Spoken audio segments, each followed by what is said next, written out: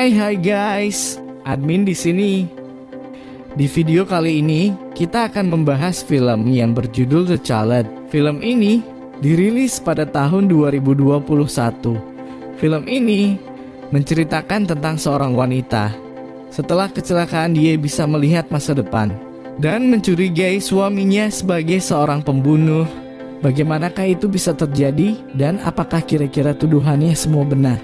Sebelum kita ke alur ceritanya, jangan lupa untuk like, komen, subscribe, dan nyalakan loncengnya ya guys.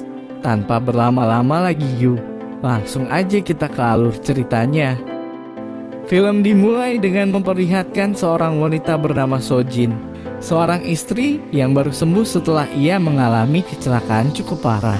Belum diketahui kecelakaan seperti apa yang dialami Sojin. Dan ini adalah Jihon, suami Sojin. Dia dengan setia menunggu istrinya di rumah sakit sampai sadarkan diri dan sembuh. Akhirnya setelah menunggu lumayan lama, Sojin diperbolehkan untuk pulang.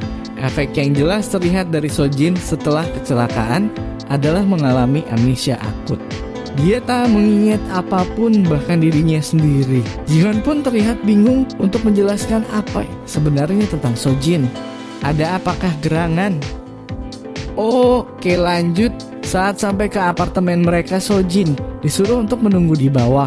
Sedangkan Jihon naik ke atas terlebih dahulu. Jihon berusaha untuk menyiapkan kue atas kepulangan Sojin. Namun sepertinya Sojin ingin tahu lebih banyak tentang tempat tinggalnya. Dia pun segera pergi dan masuk lift. Sayang apartemen mengalami mati listrik. Tiba-tiba Sojin terlihat sangat ketakutan. Jihon yang mendengar teriakan segera menghampiri sumber suara tersebut. Dan dia mendapati Sojin sudah tergeletak tak berdaya. Ketika terbangun, Sojin telah berada di dalam apartemen bersama Jihon tentunya. Dia melihat kue yang telah meleleh yang tadi disiapkan oleh Jihon. Ternyata Sojin memang takut kegelapan guys, makanya dia sedikit shock. Walaupun amnesia, dia tetap membawa sifat-sifat aslinya. Ada sebuah lukisan yang sedikit mendistract Sojin, yaitu lukisan danau Vermilion di Kanada. Memang sebelumnya mereka berdua merencanakan untuk pindah ke tempat yang lebih tenang, tepatnya di Kanada. Namun belum kesampaian, karena Sojin mengalami kecelakaan. Sesegera mungkin Jihon menyiapkan keperluan seperti visa dan bahkan telah membeli tempat tinggal di sana. Di saat Jihon keluar, Sojin memaksakan diri untuk pergi jalan. Walaupun itu sebenarnya ditentang oleh Jihon. Saat di lift, Sojin melihat seorang anak kecil, dia berniat menyapanya. Namun sepertinya si anak kecil ketakutan dan tanpa sadar Sojin melihat bayangan kalau si anak tadi sedang menyeberang dan akan tertabrak truk. Sojin pun tak begitu menghiraukan itu. Namun setelah dia berjalan lebih jauh, bayangan tadi menjadi kenyataan. Dia melihat gadis tadi hampir tertabrak. Sojin pun segera berlari dan berusaha menolongnya. Untung saja ada si Jihon, dia langsung memeluk Sojin dan terhindarlah dari kecelakaan. Sedangkan anak tadi sepertinya selamat. Keduanya sama-sama terluka. Kemudian scene memperlihatkan seorang lelaki berpakaian hitam dengan koper di sebuah bangunan terbengkalai. Kita belum tahu apa maksudnya dan apa hubungannya dengan cerita. Ternyata memang bangunan terbengkalai tersebut telah menjadi sasaran bagi detektif. Mungkinkah ini berkaitan dengan kecelakaan Sojin?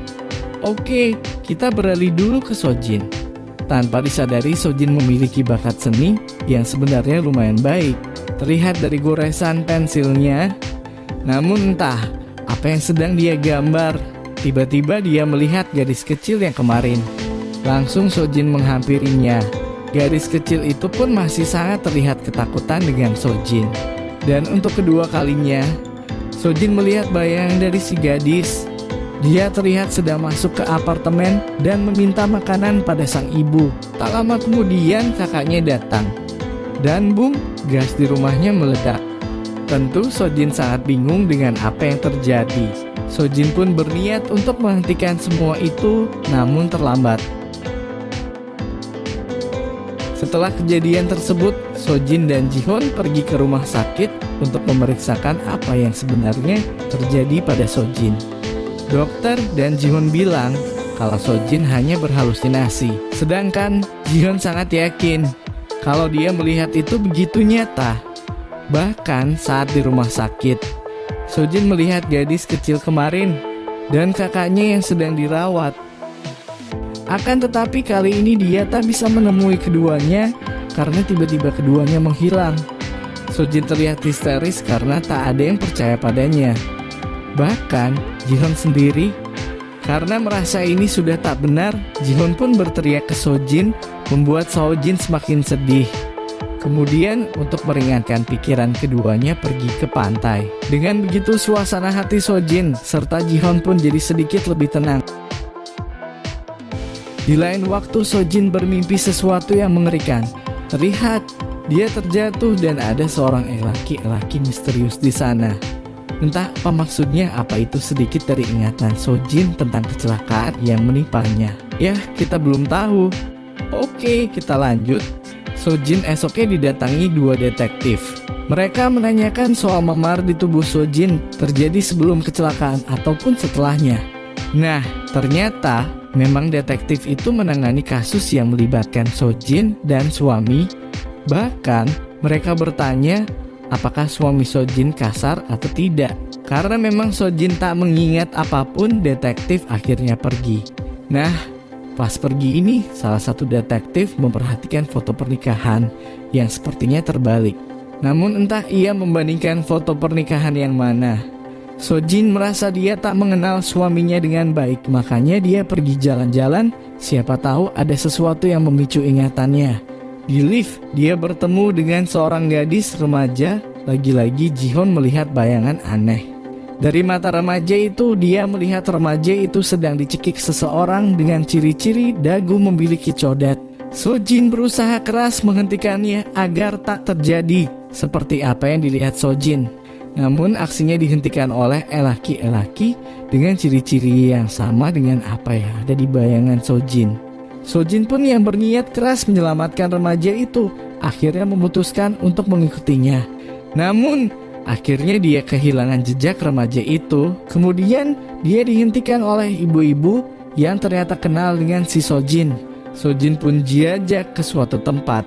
Ternyata guys, dia adalah teman Sojin bekerja. Jadi Sojin bekerja di sebuah kelas seni. Dan hal ini sama sekali tak pernah dikatakan oleh Jihoon pada Sojin. Dikatakan kalau dulu Sojin sangat suka mendaki. Hal inilah yang ditakutkan temannya bisa memicu emosi sang suami karena cemburu.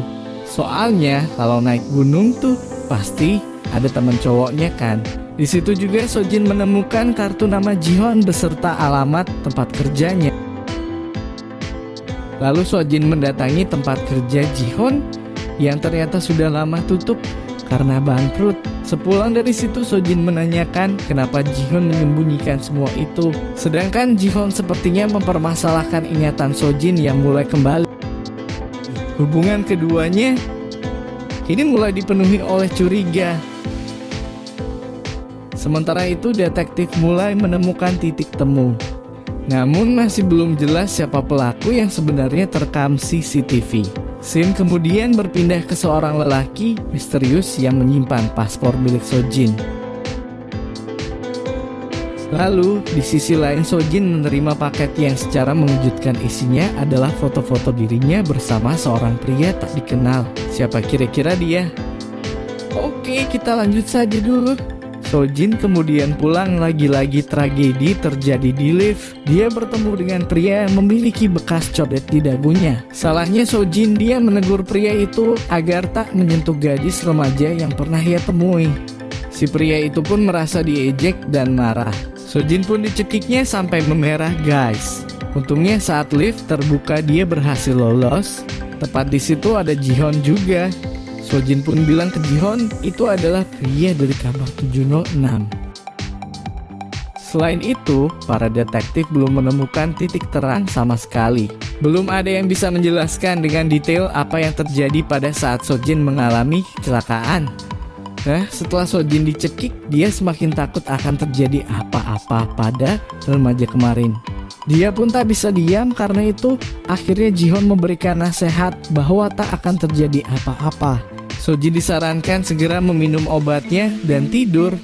Pas tidur, Sojin terbangun dengan kepala pusing karena efek obat. Dia mencari Jihon namun tak menemukannya. Entah kenapa dia malah keluar dan pergi ke kamar 706. Sesaat setelah sampai, dia mendengar teriakan dari dalam. Dengan takut, dia semakin memantapkan hati kalau memang ada penyerangan di dalam. Saat terdengar akan ada yang keluar, Sojin segera bersembunyi. Benar saja, ada seorang laki-laki misterius dengan topi dan pakaian serba hitam sedang membawa koper.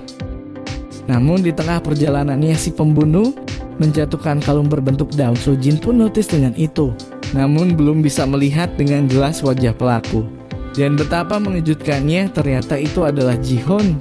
Terlihat dia akan keluar dari apartemen menggunakan mobilnya sambil membawa koper. Hal ini pun terlihat oleh satpam apartemen. Jihon ternyata tahu kalau Sojin mendapat paket yang isinya adalah foto Sojin dengan pria tak dikenal. Esok paginya Sojin bangun seperti biasa dan kaget melihat Jihon sudah ada di rumah dan menyiapkan sarapan. Padahal semalam Jihon terlihat pergi dari rumah. Dengan perasaan takut, Sojin bertanya, "Kemana kau semalam?" Jihon hanya menjawab, "Aku tidur di sampingmu," seakan menyembunyikan sesuatu.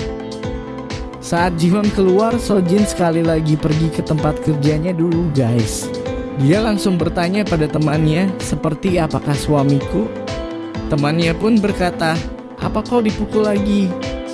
Ternyata dulu sebelum kecelakaan Soji ingin bercerai karena suaminya telah berubah. Hal ini merubah semua statement Sojin menjadi negatif pada Jihon. Hal ini semakin dikuatkan dengan kesaksian satpam apartemen karena melihat Jihon semalam membawa koper. Sojin semakin takut, dia pun berusaha mencari paket yang dibawa Jihon. Namun malah menemukan kalung bermotif daun yang dia lihat saat pembunuhan terjadi. Sontak hal itu membawa Sojin pergi ke kantor polisi. Dia langsung bilang kalau semalam melihat pembunuhan dan dia melihat pelakunya. Di sisi lain, Jihon mengetahui titik keberadaan Sojin karena telah memasang aplikasi pelacak pada handphonenya. Tak lama, Jihon pun sampai di kantor polisi. Spontan Sojin pun menunjuk itulah pelakunya. Karena tak ada bukti otentik, Jihon pun akhirnya dibiarkan oleh kepolisian dan menganggap Sojin masih belum begitu sehat. Jihon semakin khawatir kedoknya terbongkar. Sementara Sojin masih dalam ketakutan dan tak tahu apa-apa. Saat Sojin keluar untuk mencari tahu, dia bertemu dengan seseorang yang ada di foto bersama Sojin. Entah siapa pria ini. Namun Sojin melihat pria itu akan mendapat masalah dari seorang preman. Benar saja, dia akhirnya dirampas seorang preman. Anehnya, pria itu mengenal Sojin.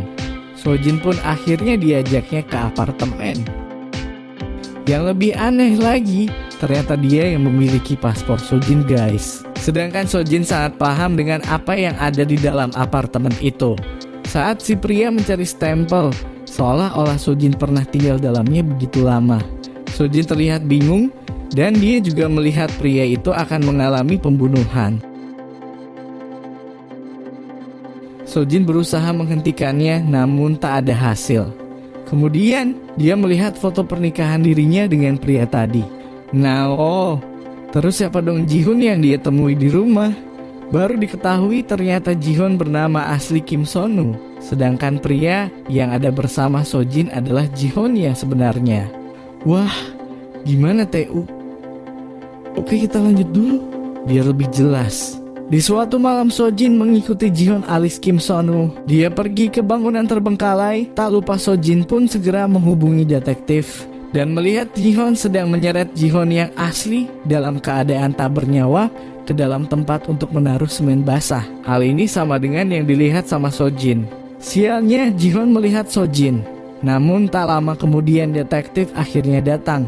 Sojin langsung menyampaikan kalau dia melihat Jihon menyeret seorang pria ke dalam tempat semen basah. Namun guys, ternyata semua itu adalah halusinasi Sojin. Kejadian malam itu sama sekali tak pernah terjadi. Namun detektif ternyata telah mengetahui kalau nama asli Jihon adalah Sonu. Terbongkarlah kedok Jihon, sontak detektif langsung membongkar tempat mengaduk semen yang telah ditunjukkan oleh Sojin. Dan temukan mayat di situ. Itu diindikasikan mayat Jihon yang asli yang juga adalah suami resmi dari Sojin. Sojin pun di sini terlihat sangat kecewa. Apa sih sebenarnya tujuan dari semua ini? Semua mulai terjawab saat Sojin di depan apartemen dan melihat gadis kecil yang biasanya. Ternyata dia adalah masa kecil Sojin dan kakak laki-lakinya adalah Kim Sonu. Ya, di kakak Sojin yang menyamar menjadi Jihon, gadis remaja yang pernah dia lihat, juga adalah Sojin waktu remaja. Dan bapak-bapak dengan dagu bercodet yang mencekik gadis tersebut sebenarnya adalah ayah Sojin. Jadi semua yang dilihat Soji adalah kenangan-kenangan Sojin yang dia lihat sebagai efek pasca kecelakaan. Namun semua terlihat begitu nyata. Semua kejadian adalah kenangan semata. Semua kejadian adalah bayangan semu dari masa lalu Sojin. Sedangkan Sondu yang menyamar jadi Jihon adalah kakak Sojin. Dan mereka berjanji akan pergi ke Kanada.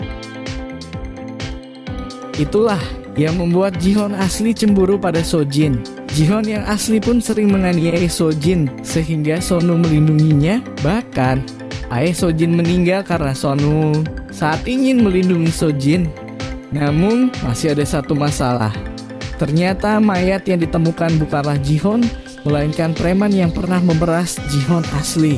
Jihon yang asli benar-benar masih hidup, guys. Dia bahkan kini menyandra Sojin dalam apartemennya saat ini. Kemudian Sonu pun mengetahui kabar ini. Dia segera kabur dari penjara dan menuju apartemen Sojin di Seoul.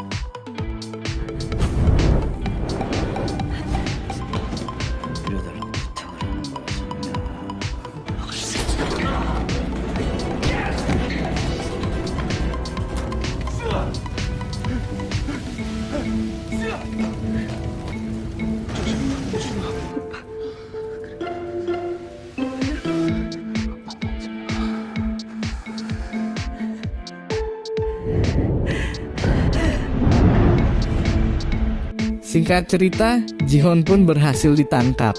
Namun Sonu meninggal dalam penyelamatan Sojin. Dia mengalami luka bakar yang cukup parah. Beberapa bulan kemudian, Sojin pergi sendiri ke Kanada bersama bayangan Sonu.